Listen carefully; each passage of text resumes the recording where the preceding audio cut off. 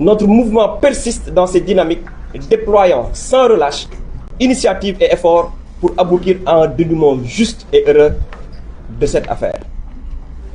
Or, le 16 août 2025, l'autorité préfectorale, à la surprise générale, a demandé à Madame le maire intérimaire de convoquer le conseil municipal avec pour seul point inscrit à l'ordre du jour l'élection du maire de Dakar, précisant que cette décision émanait du ministre des collectivités territoriales. Face à cette situation, Taxawu Sénégal a, en toute responsabilité, pris l'initiative de rechercher une issue permettant de préserver le fauteuil de maire dans l'attente de l'arrêt que la Cour suprême devra rendre le 18 septembre 2025. Ainsi, à l'issue de la réunion du bureau municipal fixant le 25 août 2025 la tenue du conseil, il a été également décidé de saisir la Cour suprême d'une requête tendant au sursis à exécution.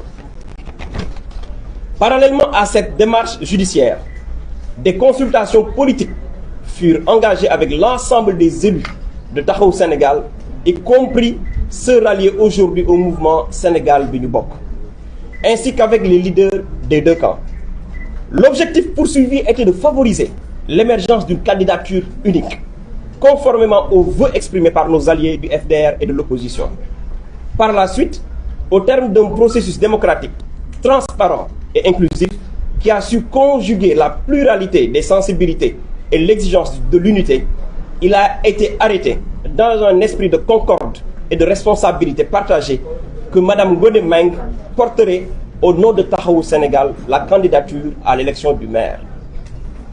Sous ce rapport précis, il faut souligner que le choix du maire Barthélémy Diaz était depuis le début de la crise de soutenir la candidature du maire intérimaire Ngoné Meng en cas d'élection, pour deux raisons que lui-même avait clairement expliquées à ses partisans. Le maire Diaz considérait en effet que Mme Ngoné Meng a été la première femme dakaroise à l'avoir publiquement soutenue en 2022 lorsqu'il était candidat au poste de maire de la ville de Dakar. Il s'ajoutait aussi que celle-ci devait bénéficier de la jurisprudence Soham El Wardini.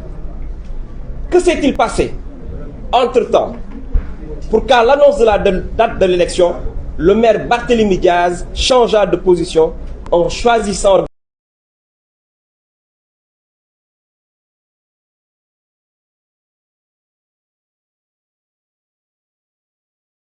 présenter la candidature de l'adjoint au maire Pateba?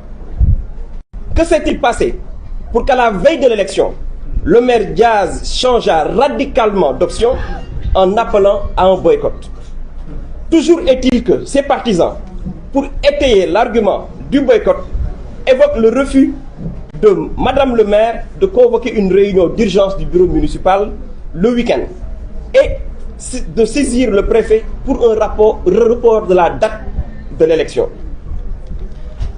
Sur cette question du report, en attendant la décision de la Cour suprême sur le référé, les spécialistes consultés ont été clairs. La saisine du juge n'est pas suspensive. Dans la jurisprudence administrative, les sursis à exécution sont exceptionnels.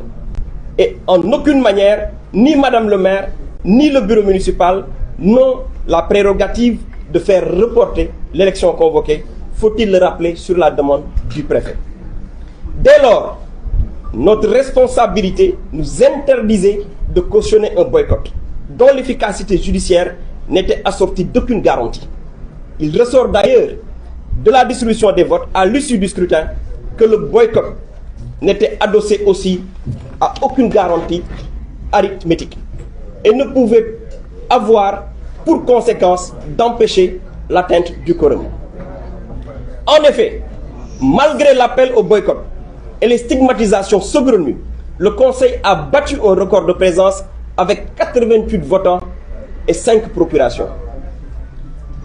La preuve, les 49 voix du PASTEF, ajoutées aux 9 du PUR, établissent sans conteste que le quorum requis de 51 présents pour la tenue régulière de la session du conseil municipal se trouvait manifestement dépassé. Que retenir enfin de cette situation. Premièrement, une leçon de moralité. Elle concerne le respect de soi, de ses semblables et de la parole donnée. Deuxièmement, une leçon politique. Elle touche à la cohérence des choix et à l'éthique de responsabilité. Le réalisme commandé de soutenir un camarade, quelles que fussent les contradictions d'ailleurs surmontables, plutôt que de favoriser l'accession d'un adversaire. Car nul en politique, comme ailleurs, ne saurait scier impunément la branche qui le porte. Troisièmement, une leçon d'éthique. Elle interpelle la loyauté dans l'engagement collectif et la fidélité à un idéal commun.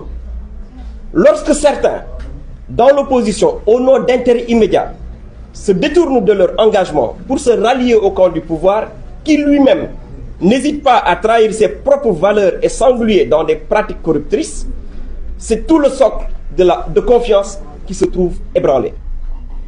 L'implosion de Taxawu Sénégal et de l'opposition au sein du conseil municipal a de surcroît offert au PASTEF l'occasion de faire son marché infamant aux antipodes des valeurs républicaines. L'éthique commande de ne pas sacrifier la dignité de la cause sur l'autel de la compromission. Se maintenir debout, c'est refuser de cautionner l'indignité et de préserver contre vents et marées l'honneur de la parole donnée et la noblesse du combat commun. Enfin, Taxawu Sénégal réaffirme son ancrage indéfectible dans l'opposition, la seule posture politique qu'elle connaît depuis sa mise en place. Elle invite les acteurs politiques à plus de retenue, à moins d'émotions et de coups d'éclat. Car si la politique est une guerre, c'est bien une guerre des idées dans la vérité. Merci beaucoup. Madame le maire.